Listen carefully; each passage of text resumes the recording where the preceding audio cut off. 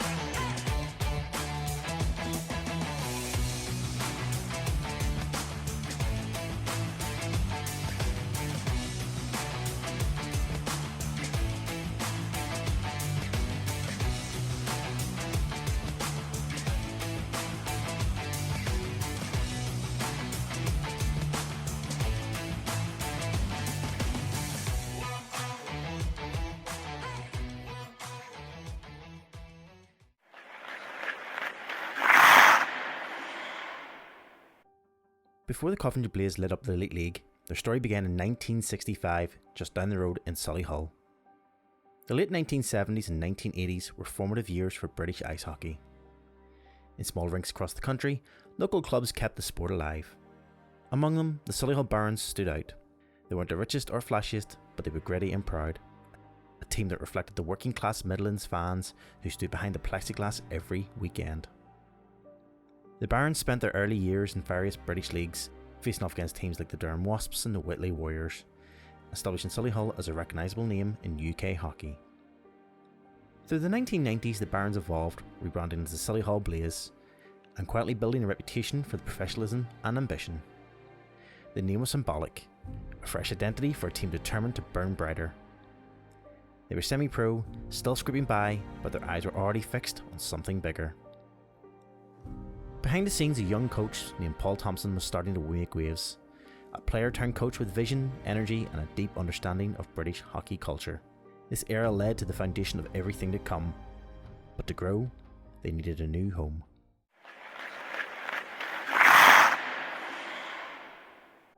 By the late 1990s, the Blaze were ambitious, but Solihull's facilities limited their potential. The old rink was struggling and British hockey was entering a modern era, so the team took a leap of faith. In the year 2000, opportunity came calling. Just 20 miles away, the city of Coventry was opening a brand new arena, the Skydome. A 3,000-seat modern rink that promised growth, visibility, and the chance to join the country's top tiers. With the move came a new name, the Coventry Blaze. It wasn't just a rebrand, it was a rebirth. Paul Thompson stayed at the helm, leading a roster that mixed seasoned imports with rising British talent. Among them were Russell Crowley, a talented two-way player, and Ashley Tait, a homegrown star who would go on to become synonymous with Blaze hockey. The Skydome quickly became a fortress. Fans packed the stands, drums echoed across the concourse, and the Blaze began to win. A lot. In 2002-2003, Coventry captured both the British National League title and the Playoff Championship. That double success marked the end of one chapter and the beginning of another. And the next step would change everything.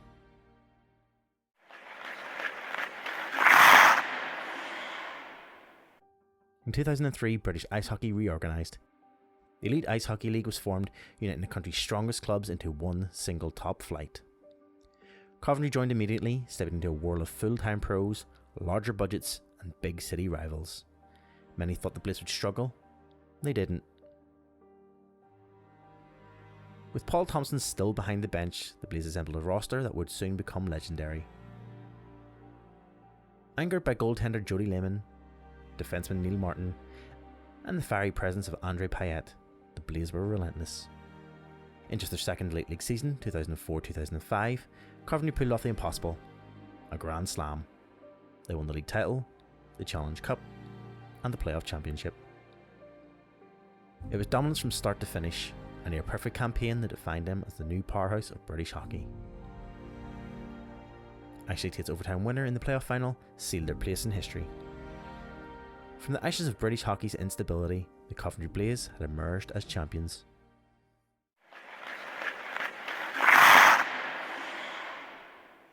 The Grand Slam was just the beginning. The mid to late 2000s marked Blaze's golden era, 5 years of consistency, excellence and silverware. Between 2005 and 2010, the Blaze built a dynasty. Under Thompson's leadership, the team became a model of stability with strong leadership and a locker room culture built on accountability. During this era, names like Trevor Koenig, Sylvain Coutier and Jonathan Weaver defined what it meant to wear the Blaze jersey.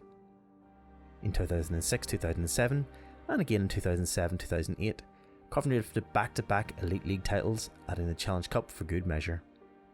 In 2009-2010, they struck gold once more, their fourth regular season championship in just 6 years. It wasn't just winning, it was sustained excellence. Their dominance wasn't just about star power, it was culture, professionalism, conditioning and team-first mentality. Peter Hirsch, the Danish goaltender, replaced Lehmann and backstopped the 2010 title-winning team. Craig Chambers and Luke Fulgrim carried the scoring torch, keeping Coventry among the league's elite. At their peak, the Blaze were Britain's benchmark, a team others tried to emulate. They'd gone from newcomers to the standard setters of British hockey.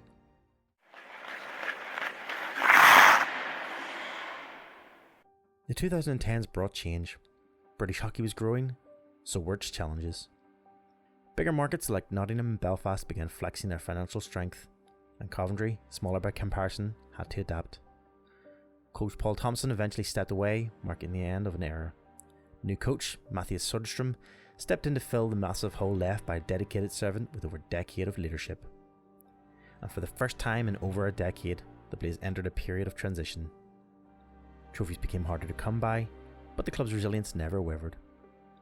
Veterans like Ashley Tait and Russell Curley held the locker room together, mentoring younger players and keeping standards high. The Blaze may not be lifting silverware every spring, but they remained respected, known for hard work, loyalty, and the bond between team and community. And then, out of nowhere, came a storybook ending to one of the toughest seasons.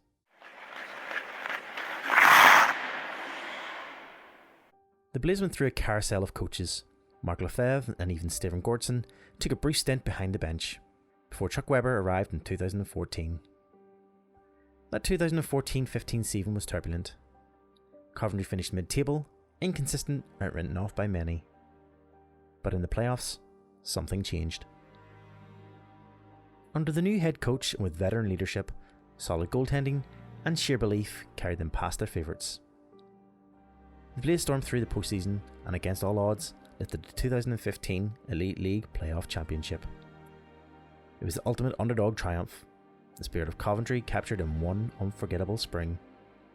It wasn't just about another trophy, it was a statement that Blaze were still here, still capable, and still relevant.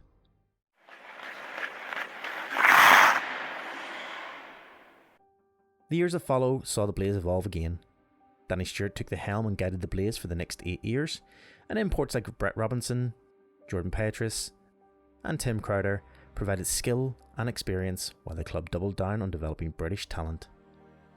Most notably, the standout success must have been David Clements, a Coventry-born defenseman who rose through the system to become one of the league's best homegrown Blue Liners. Clements represented a new generation, one who grew up watching the Blaze dominate and now carried the torch forward. Through ups and downs, the team remained competitive, qualifying for the playoffs and earning a reputation for consistency despite smaller resources. Then, just as momentum was building, the world stopped.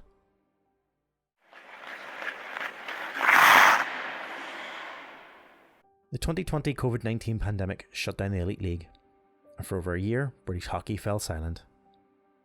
For clubs like Coventry, the financial and emotional toil was massive, but they endured. When hockey finally returned, the Blaze did too, energised, focused, and determined to rebuild their community. Justin Harmonic, followed by Nathaniel Halbert and Brady Norrish, took turns wearing the sea. Alex Forbes, Jack Hopkins, and Nathan Ripley stepped up as new and emerging British talent. On defence, Alexander Kokali and Garrett Johnson added stability and skill. The Blaze may not have been title favourites anymore, but they were proof of resilience, loyalty and heart. By 2024, a new head coach, Kevin Moore, stepped in, bringing a fresh perspective to the bench, and under him, Captain Kim Tallberg led a new generation.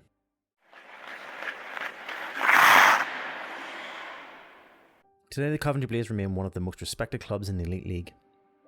A fixture of stability known for developing British players and punching above their weight. They've adapted with the times, blending analytics, smart recruitment and a focus on youth, while keeping the same working class identity that defined them since Solihull. In a league now full of imports and big budgets, the Blaze continue to embody balance, professionalism without pretension, passion without ego. Beyond the wins and losses, the Coventry Blaze are more than a hockey team.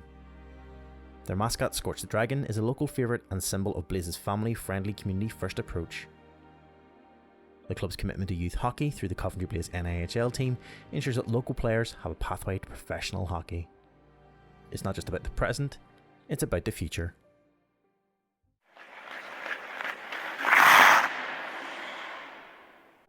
As of 2025, the Blaze's trophy cabinet tells an impressive story. 4 league titles, 2005, 2007, 2008 and 2010, 2 Challenge Cups, 2 playoff championships, and countless memories. But maybe the greatest achievement is longevity. 3 relocations, financial challenges, coaching changes, and even global shutdowns, the Blaze has endured. Their mission is clear: to light the fire again, to bring silverware back to Coventry, to remind the league what Blaze hockey truly means. From the modest start in Solihull Barons of the 1965 to the electric nights at the Skydome, the Coventry Blaze have come a long way. Their story isn't just about trophies, it's about identity, perseverance, and a city that embraced hockey as its own. As the Blaze continue into the future, one thing's for sure: that fire that started in Solihull still burns bright in Coventry, because the Blaze have never stopped burning.